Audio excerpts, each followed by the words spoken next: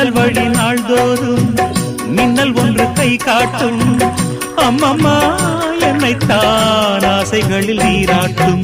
எனக்கும் உனக்கும் இருக்கும் நெருக்கம் இளமை தொடங்கி முதுமை வரைக்கும். இரவும் பகலும் உறவை வளர்க்கும். இடையில் இருக்கும் தடையை தகர்க்கும். விலகாத